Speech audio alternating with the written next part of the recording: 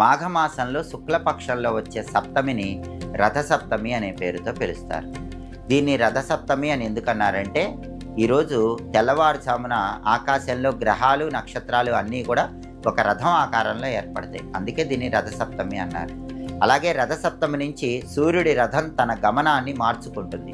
ఉత్తర దిక్కు వైపు తిరిగి వేగంగా ప్రయాణం చేస్తూ ఉంటుంది. అందువల్ల భూమి మీద ఎండలు బాగా పెరుగుతాయి. సూర్యుడి రథం తన గమనాన్ని మార్చుకునే రోజు కాబట్టి, వేగంగా ప్రయాణం చేసే రోజు కాబట్టి దీన్ని రథసప్తమి అనే పేరుతో పిలుస్తారు. రథసప్తమి రోజు ఏం చేయాలి?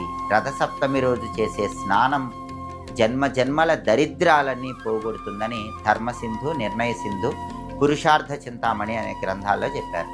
మరి స్నానం ఎలా చేయాలంటే, రథసప్తమి రోజు స్నానం చేసేటప్పుడు 7 జిల్లేడాకులు 7 రేగి పండ్లు తల మీద ఉంచుకొని శిరస్నానం, తలంటు స్నానం చేయాలి.